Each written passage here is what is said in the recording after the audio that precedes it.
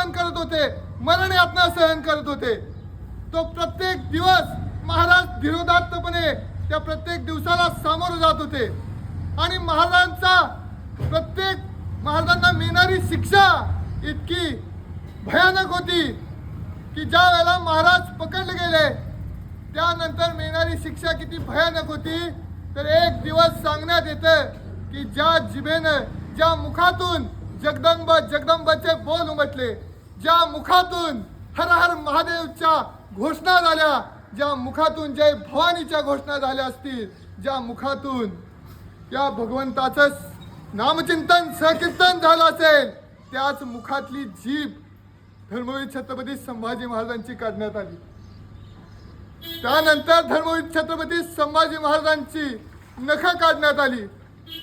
त्या बहादूरगड त्या काळातला आणि आजच्या काळातला पांडे पेडगाव जवळचा धर्मवीर गड, त्या धर्मवीर गडावरती संगमेश्वर पासून धर्मवीर छत्रपती संभाजी महाराजांना आणण्यात आल्यानंतर संभाजी महाराजांची धिंड काढण्यात आली. धिंड काढण्यात आल्यानंतर धर्मवीर छत्रपती संभाजी महाराजांना कोणीतरी दगड मारायचं आणि अशा हाल अपेष्टा सहन करणारे धर्मवीर छत्रपती संभाजी महाराजांना अनेक शिक्षा भोगाव्या लागल्या. अंगाची कातडी सोडली गेली. शेंदूर फासल्या हनुमंतासारखे छत्रपती दिसत होते. अंगावरती कोणीतरी मीठ टाकायचं, गरम पाणी टाकायचं आणि एक एक शिक्षा भोगत भोगत महाराजांचा शेवटच्या दिवसाकडचा प्रवास चालू होता. आजची अमावस्याचा दिवस म्हणजे ही मृत्युंजय अमावस्या म्हणतो आपण, कारण धर्मवीर छत्रपती संभाजी महाराजांनी मृत्यूला सुद्धा जिंकलेला आहे.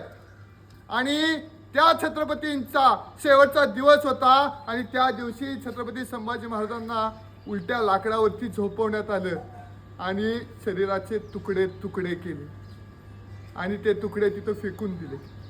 त्यानंतर अनेक या स्वराज्यावरती प्रेम करणाऱ्या अनेकांनी ते तुकडे जमवले आणि धर्मवीर छत्रपती संभाजी महाराजांना शेवटचा अग्नी आजच्या दिवशी दिला. किती हे बलिदान देवा देशात धर्मासाठी केलं, राष्ट्रासाठी केलं. याच वडूची चिता धगधगे नित्य काळ जात की हे एक दिवस बलिदान फक्त एक दिवसासाठीचं बलिदान नव्हतं, तर 30 दिवस आपण धर्मवीर छत्रपती संभाजी महाराजांना यासाठी आपण श्रद्धांजली वाहत होतो. प्रत्येक ठिकाणी धर्मवीर बलिदान मास की महाराज आमचे मरण यातना सोसत होते, त्याच वेळेला आमचा प्रत्येक शिवबांधव या ठिकाणी आपल्या आयुष्यातल्या एका गोष्टीचा त्याग करत होता.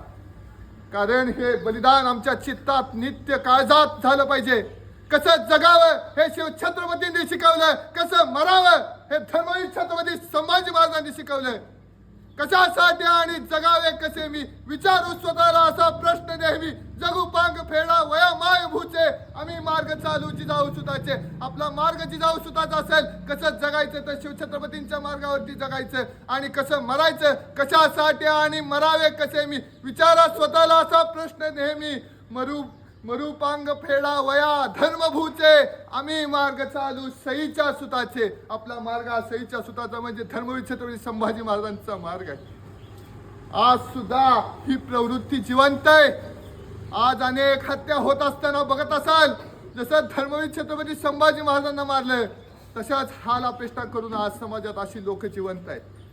त्या लोकांना जर धडा शिकवायचा असेल तर आपल्याला धर्मवीर छत्रपती संभाजी महाराजांचा आदर्श आपल्या चित्तात, हृदयात असला पाहिजे.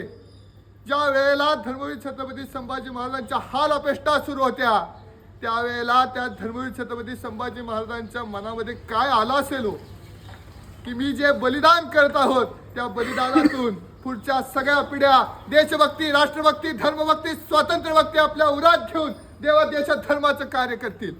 आणि आपण त्या विचारांचे पायिक आहोत, आपण त्या विचारांवरती चालणारे आहोत, आपण त्या विचारांना पुढे नेणारे आहोत.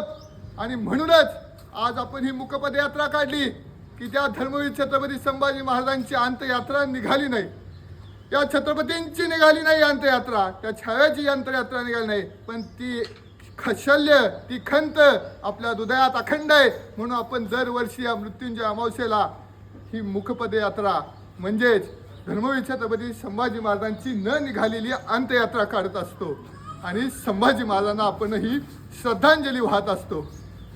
तर ह्या उपक्रमात, ह्या विचारांची माणसं आपल्याला घडवायची. राष्ट्रात निर्म अवघे शिवसूर्य जाळ की हा शिवसूर्य जाळ हा धर्मवीर छत्रपती संभाजी जाळ हा प्रत्येकाच्या अंतःकरणात, प्रत्येकाच्या चित्तात, प्रत्येकाच्या हृदयात आपल्याला भिनवायचा आहे. यासाठीचा हा आपला सगळा अट्टहास आहे. आणि हा विचार घेऊन देशभक्ती, राष्ट्रभक्ती, धर्मभक्ती, स्वातंत्र्यभक्ती, देव देश धर्माचं कार्य करण्यासाठी आपण अखंड कार्यरत राहूया आणि असा संकल्प आजच्या दिवशी करूया. आणि जाताना आपण या चितेवरती दर्शन घ्यायचं आहे. ही धर्मवीर ज्वाला आणलेली आहे, त्यानं ही चिता आपण इथं प्रतिकात्मक स्वरूपात हे करणार आहोत, त्याला अग्नी देणार आहोत.